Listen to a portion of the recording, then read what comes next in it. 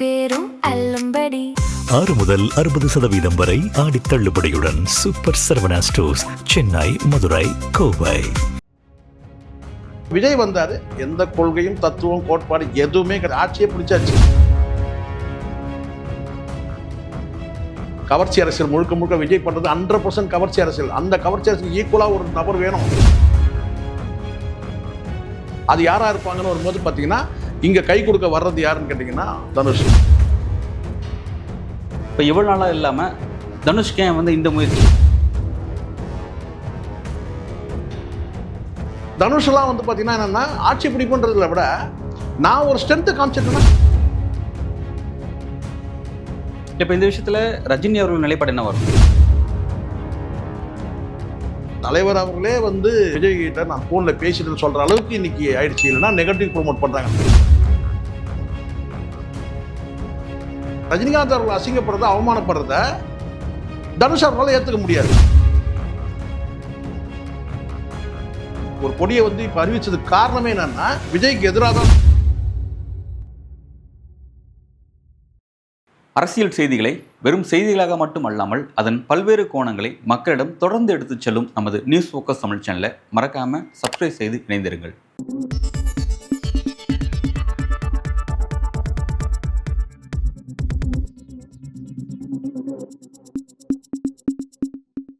நேயர்களுக்கு வணக்கம். இன்றைக்கு நம்முடன் அரசியல் பேசுவதற்காக அரசியல் விமர்சகர் சேகுவரா ஜெய்சங்கர் இணைந்திருக்கிறார். சார் வணக்கம். சார் வணக்கம். சார், இன்றைக்கு வரக்கூடிய ஒரு முக்கியமான சினிமா வட்டத்தில் வரக்கூடிய ஒரு முக்கியமான அப்டேட் அது. நடிகர் தனுஷ் அவர்கள் அவருடைய ரசிகர் நற்பணி மற்றும் புதுசாக ஒரு கொடி லான்ச் பண்ணியிருக்காங்க.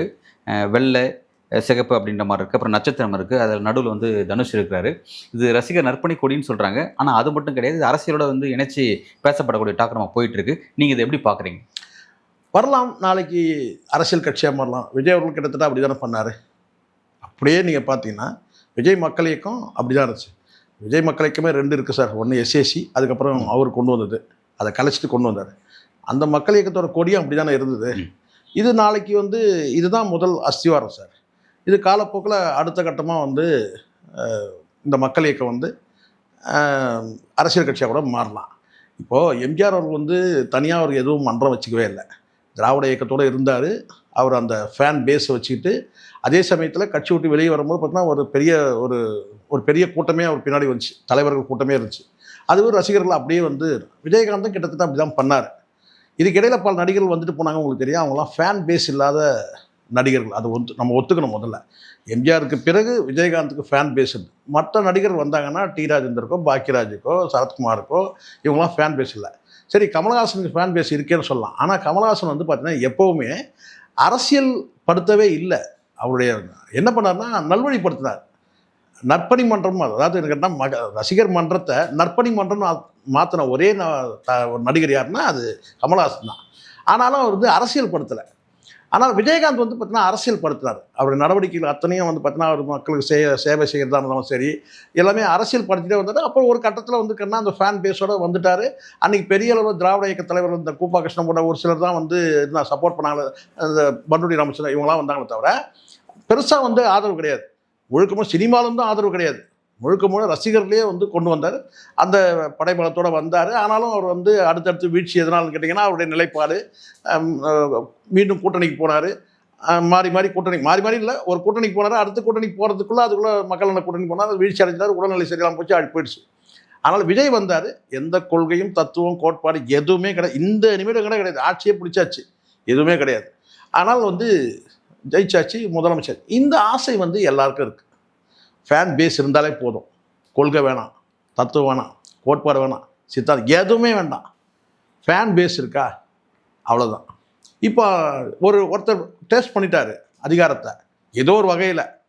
இப்போ இவங்க மற்ற நடிகர் அத்தனை பேர் என்ன சொன்னால், ஒன்று அவரோட சேர்ந்து பயணப்பட்டு பெனிஃபிட் அடையணும்னு நினைக்கிறாங்க. இல்லைன்னா அந்த தாடி பாலாஜின்னு ஒரு நடிகர் இருக்காரு, உங்களுக்கு தெரியும் நினைக்கிறேன். அவர் ஸ்டேட்மெண்ட் ஒன்று கவனிச்சிங்கன்னா, நான் ஒரு வீட்டில் கார் கூட கழுவுறதுக்கு தயாராக இருக்கிறேன். யார் வீட்டில்? விஜய் வீட்டில். அப்போது அந்த சினிமா நடிகருடைய பார்வை எப்படி இருக்குன்னு பாருங்கள். இப்போ அடுத்த கட்டமாக இவர் என்ன செய்கிறார்? நடிகர்களை கடவுள் மாதிரி நினைக்கிறார். அப்படி ஆயிடுச்சு சார். கடவுள்ன்றதை விட என்ன கேட்டிங்கன்னா, அவங்க பார்த்திங்கன்னா ரொம்ப நீட்டானவங்க. அதாவது கேட்டினா நீங்கள் கடவுளுக்கு ஒப்பிடுற அளவுக்கு கிடையாது. ஒரு அவதார புருஷங்களா கடவுள் அனுப்புன நபர்கள் தூதர்கள், தேவ தூதர்கள் தேவதூதர்கள். நம்மளை காப்பாற்றிடுவாங்க இவங்க. சினிமாவில் எப்படி அந்த மனோபாவம் இருக்கோ, எப்படி இருந்தாலும் வந்து கதாநாயகி வந்து காப்பாற்றிடுவாரு, இல்லை வந்து அம்மா அப்பாவை கொண்டவங்களை பழி வாங்கிடுவாரு அப்படின்னு ஒரு மனோபாவம் இருக்குது பார்த்தீங்களா. அந்த மாதிரி மனோபாவம் வந்து பார்த்தீங்கன்னா ரசிகர் இருக்கிறத வந்து இவங்க என்ன செய்யறோம்னா நிஜ வாழ்க்கையில் வந்து அப்படியே வந்து நம்ம வந்து அதை வாக்குகளாக வந்து கன்வெர்ட் பண்ணணும். இதெல்லாம் இந்த கூட்டம் எல்லாமே வந்து மாட்டு மந்த கூட்டம் இது. இதை வந்து பார்த்தீங்கன்னா நம்ம வந்து நமக்கு கொள்கையோ தத்துவத்தெல்லாம் சொல்லி இவங்களை யாரும் பண்படுத்த தேவையில்லை. எல்லா நடிகர்களுமே அந்த இது இருக்குது, அந்த பார்வை இருக்குது. இங்கே இந்த இடத்துல தவிர்க்க முடியாமல் சொல்கிறேன், ரஜினிகாந்த் அவர்கள் வந்து அரசியலுக்கு வரேன்னு சொல்லி அறிவிச்சாரு.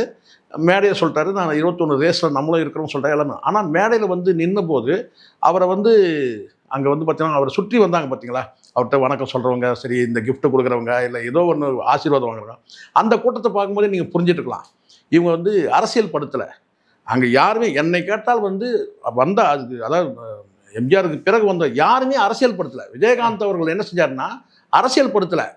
அவர் செய்த அந்த மக்களுக்கு அந்த நன்மை மூலமா அவர் வந்து என்ன ரசிகர்களை வந்து அதை புரிஞ்சுக்கிறேன் சார். அதாவது இந்த நடிகர்கள் எல்லாம் யார் வந்து அரசியல் படுத்துறாங்க, அரசியல் படுத்தல அப்படிங்கிற ஒரு விளக்கத்தை நீங்க கொடுக்குறீங்க.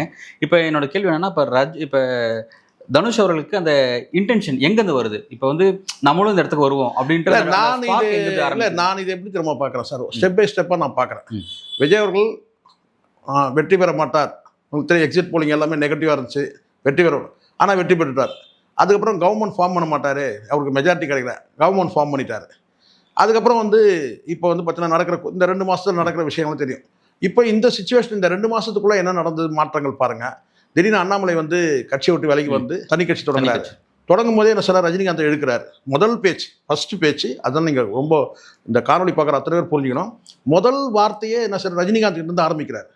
அண்ணாமலை கட்சி தொடங்குறேன் சார், நீங்கள் முதல்ல என்ன சொல்லணும், நான் ஒரு இயக்கம் தொடங்குறேன், என்னுடைய நோக்கம் இது எல்லாத்தையும் சொல்லிட்டு கடைசியாக நீங்கள் எல்லாருடைய ஆசீர்வாதம் இருக்கும்போது ரஜினிகாந்த் ஆசீர்வாதம் எனக்கு இருக்குன்னு நீங்கள் சொல்லிக்கலாம். ஆனால் முதல் வார்த்தையே ரஜினிகாந்த். அப்போ ரஜினிகாந்தே இருக்கார். அன்றைய தினமே வேகமாக லதா ரஜினிகாந்த் ஒரு மக்கள் மேடைன்னு ஒரு அமைப்பை வந்து அறிவிக்கிறாங்க. ஏன் என்ன காரணம்னு கேட்டிங்கன்னா, அண்ணாமலை இந்த வார்த்தையை போட்ட உடனே அவங்களுக்கு ஒரு இன்டெலிஜென்ஸ் ரிப்போர்ட்டு அவங்க போகுது. என்னன்னு கேட்டால், அண்ணாமலை வந்து பயன்படுத்திக்க பார்க்குறாரு, ரஜினிகாந்த் ரசிகர்களை பயன்படுத்திக்கன்னு பார்க்குறாரு. ஏன்னா அவர் சொன்ன வார்த்தைன்னா உச்சபட்சமான வார்த்தை உங்களுக்கு தெரியும்னு நினைக்கிறேன்.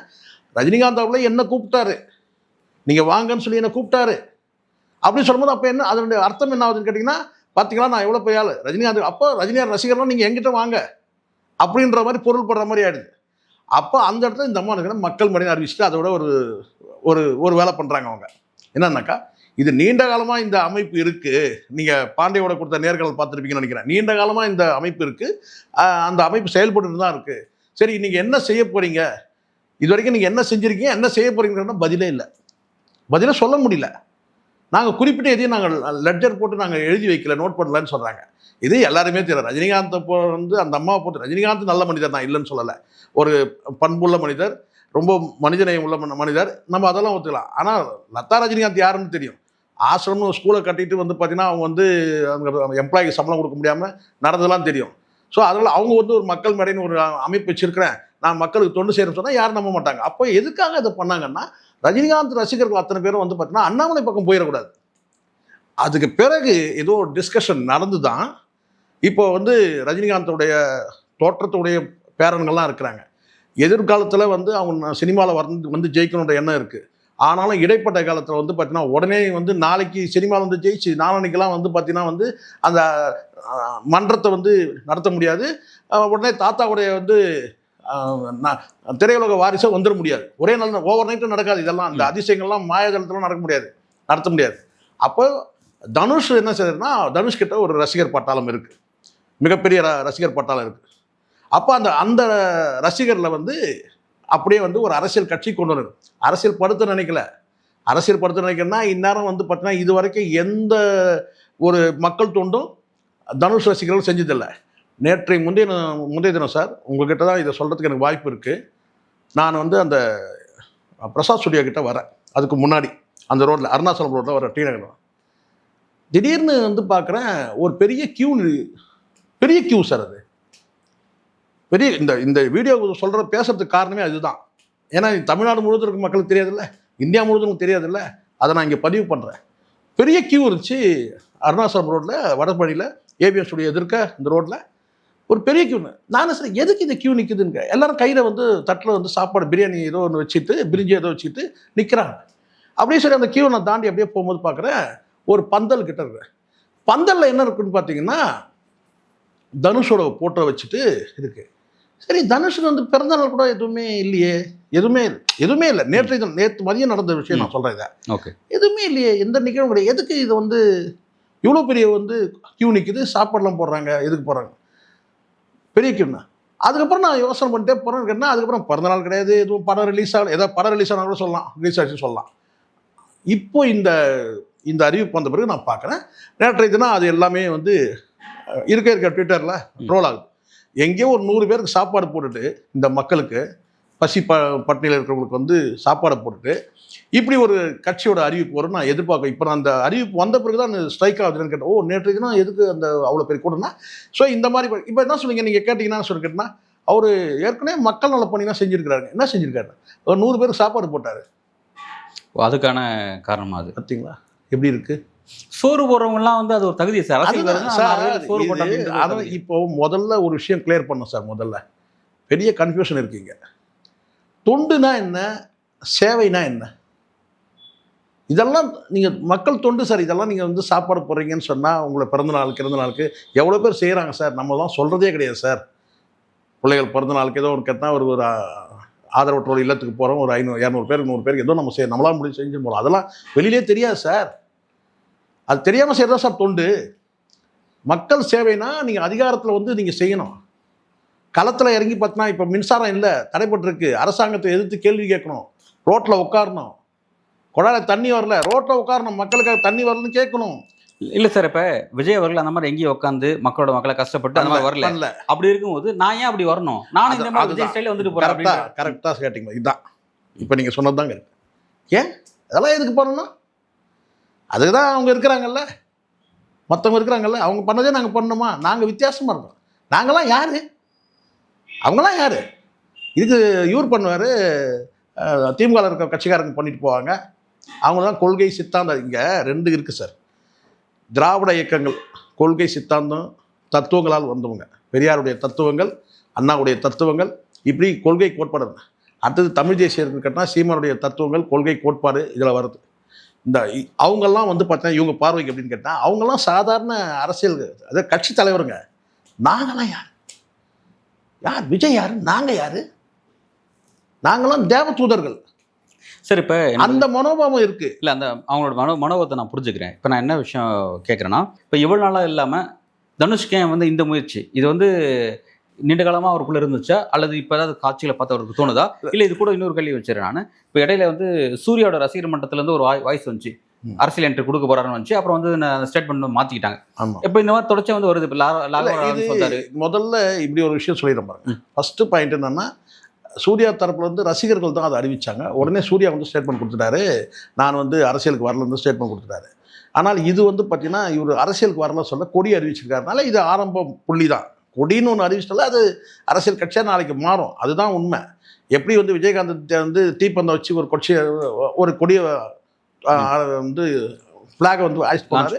அதுக்கப்புறம் அது நாளடைவில் வந்து பார்த்தீங்கன்னா அது காலப்போக்கில் அது அரசியல் கட்சியாக மாறிச்சு. இதுவும் கிட்டத்தட்ட அப்படி தான் ஆக போகுது.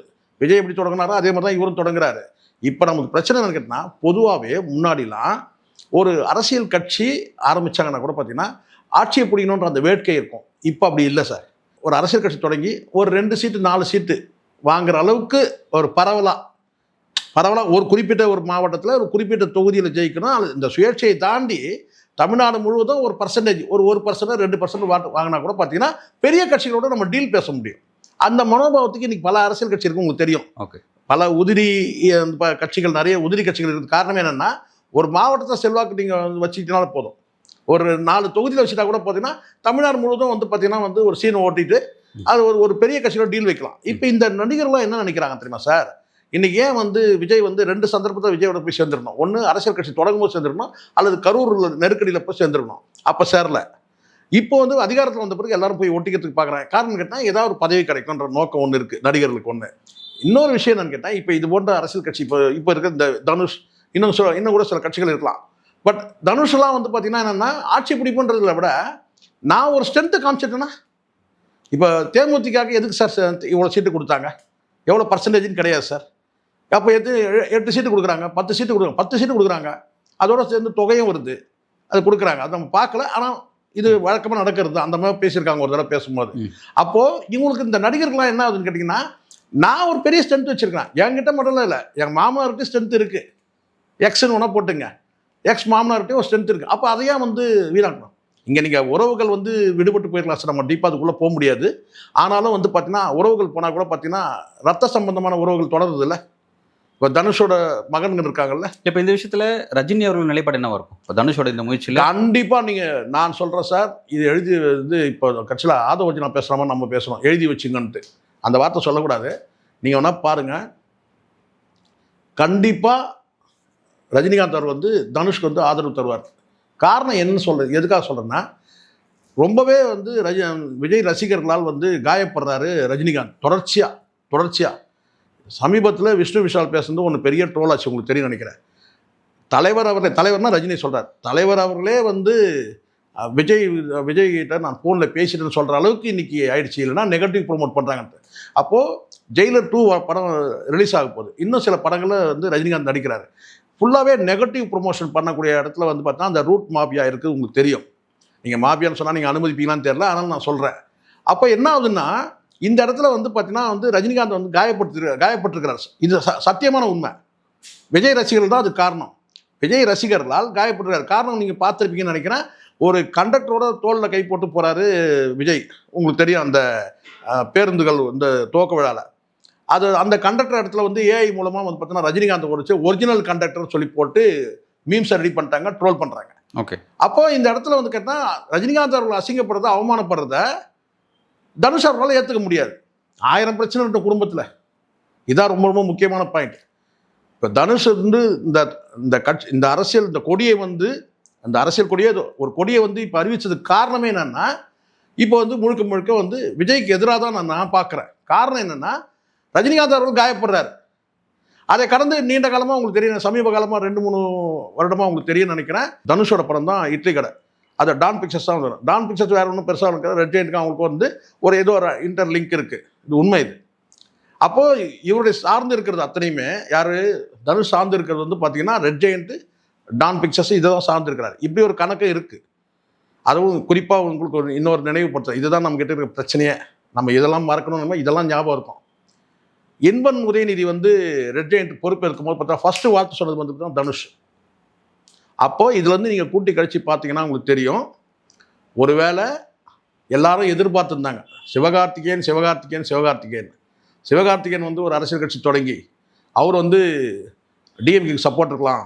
ஏன்னா இன்றைக்கி வந்து முள்ளால் எடுக்கணும். கவர்ச்சி அரசியல் முழுக்க விஜய் பண்ணுறது 100% கவர்ச்சி அரசியல். அந்த கவர்ச்சி அரசியல் ஈக்குவலாக ஒரு நபர் வேணும். அது யாராக இருப்பாங்கன்னு வரும்போது பார்த்தீங்கன்னா இங்கே கை கொடுக்க வர்றது யாருன்னு கேட்டிங்கன்னா தனுஷ். ஒருவேளை இது அரசியல் கட்சியாக மாறலாம், திமுகவுக்கு ஆதரவாக இருக்கலாம், ரஜினிகாந்தும் ஆதரவு மறைமுகமாக தரலாம், அல்லது நேர்முகமாக தனுஷுக்கு தரலாம், தனுஷ் மூலமாக திமுகவுக்கு தரலாம். எவ்வளோ கணக்கு இருக்குது, அரசியல் கணக்கு. இதெல்லாம் நாளைக்கு நடக்கும், நான் சொல்கிறதெல்லாம் நடக்கும். ஏன்னா இங்கே வந்து ஒரு கவர்ச்சி அரசியலை முறியடிக்க இன்னொரு கவர்ச்சி தேவைன்னு ஆயிடுச்சு சார். கொள்கை அரசியலால் தோற்கடிக்க முடியாது. இன்னைக்கு தோற்று போயிருக்கு. யாரெல்லாம் கொள்கைவாதிகள் நினச்சோம்னா அத்தனை பேரும் விலை போயிட்டாங்க, உங்களுக்கு தெரியும். அதை சொன்னால் தான் கோபம் வருது. இப்போது அதுக்கு பெரிய விளக்கம் கொடுக்குறாங்க. அப்படி ஆயிடுச்சு. நம்ம எந்த விளக்கத்தை கேட்பீங்க, எதை நம்புவீங்க? நீங்கள் போராளி நினச்சோம் அத்தனை பேரும் பெருசாலி ஆகிட்டான், என்ன பண்ணுவீங்க நீங்கள்?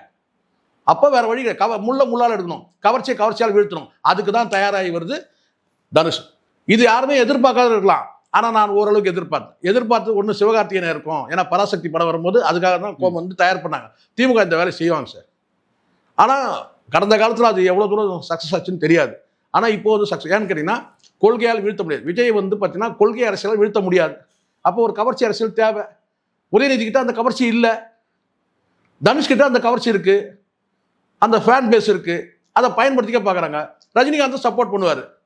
கணக்கு இவ்வளோதான். நல்லது சார். தனுஷோட அரசியல் கணக்கில் எதை நோக்கி நகர போகுது அப்படிங்கிறத பொறுத்திருந்து பார்க்கலாம். அடுத்த கட்டத்தில் இதனுடைய அடுத்த அப்டேட் என்னங்கிறது விரிவாக பேசலாம். மிக்க நன்றி. நன்றி சார்.